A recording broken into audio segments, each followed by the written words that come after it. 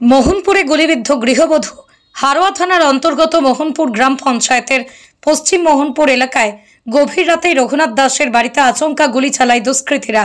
রঘুনাথ দাসের মেয়ে শম্পা দাসের কোমরে গুলি লাগে বলেই জানা গিয়েছে। গুরুতর আহত অবস্থায় পম্পা দাস এখন কলকাতায় একটি সরকারি হাসপাতালে চিকিৎসাধীন। গুলি চালানোর পরেই দুষ্কৃতীরা আগ্নেয়াস্ত্র ফেলে পালিয়ে যায়। খবর পেয়ে ঘটনাস্থলে গিয়ে আগ্নেয়াস্ত্রটি উদ্ধার করেছে হারোয়া থানার পুলিশ।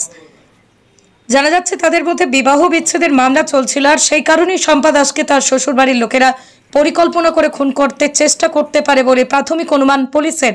তবে ঘটনার পূর্ণাঙ্গ তদন্ত শুরু করেছে পুলিশ।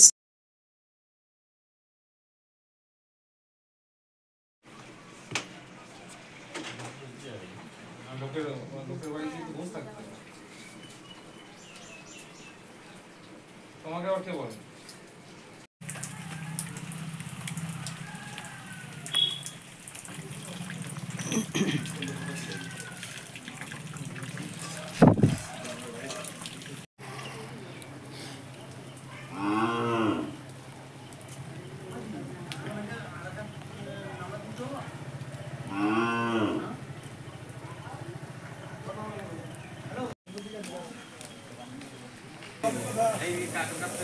হ্যালো,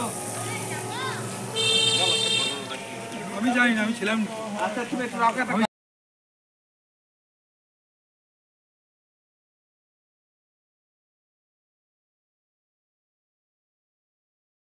আচমকা রাত 2:30টার দিকে ফোন আসে যে এরকম এখানে একটা গুলি গোল্লা হয়েছে। সঙ্গে সঙ্গে আমরা রাত্রে আসি, এসে দেখি মেয়েটা অচৈতন্য অবস্থায় পড়ে আছে, রক্তাক্ত অবস্থায়। আমরা তাড়াতাড়ি করে মেয়েটাকে হাসপাতালে পাঠানোর ব্যবস্থা করি, প্রশাসনকে জানাই। আমরা হচ্ছে কি গ্রামের মানুষ কে কি করেছে আমরা নিজের চোখে দেখিনি, আমরা কারোর উপরে অনুমান করতে পারবো না। তবে একটা জিনিস বলতে পারি প্রশাসনের কাছে এটাই, যে দোষী সে যেন সঠিক সাজাটা পায়। তারপরে আপনি বলুন, এই এলাকায় কি আগে কোনোদিন এই ঘটনা ঘটে? না না না, এই সর্বপ্রথম এরকম একটা নক্কারজনক ঘটনা ঘটলো। এই নিয়ে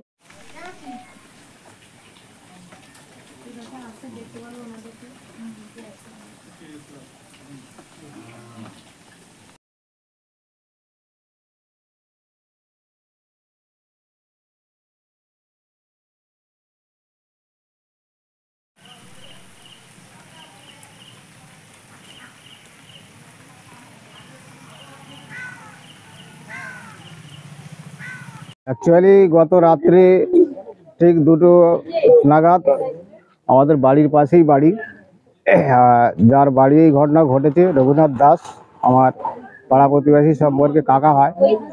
ওনার বাড়িতে ওনার একটা মেয়ে ছিল। সেই মেয়ে যেই ঘরে ছিল সেই ঘরে ঘুমন্ত অবস্থায় জানলার থেকে কে বা কারা গুলি করেছে। কত রাউন্ড গুলি হয়েছে?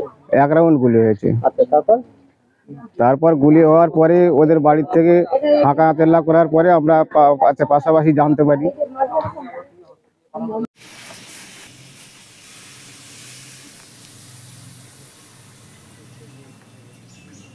কাল রাত্রে আমরা শুয়ে আছি, হঠাৎ মাত্র দেখি জানলা থেকে কেউ ডাকছে। এবার বলছি দেখো তো কে ডাকছে। এবার তখন 2টো বেজে গেছে, তা দেখছি না, আমার স্বামী বলছে কে ডাকছো। তখন আমার যা বলছে কি ও ঠাকুরপো আমি। তা বলছি কি হয়েছে? তো বলছে কি ওই একটু বেরিয়ে আসো না। তো বলছে কেন? বলছে একটু বেরিয়ে আসো, শম্পার গুলি লেগেছে। তখন উনি হকচকি উঠে পড়েছে, যেহেতু ঘুমোচ্ছিল। এবার উঠে তারপর গামছাটা পরে ওইভাবে লাইট টাইট না নিয়ে অন্ধকারে বেরিয়ে এসে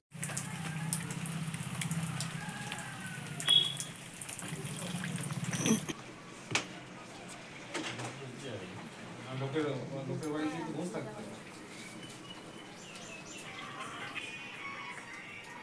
না না, অবশ্যই সেসবগুলো তো আমাদেরও রথপথ আছে।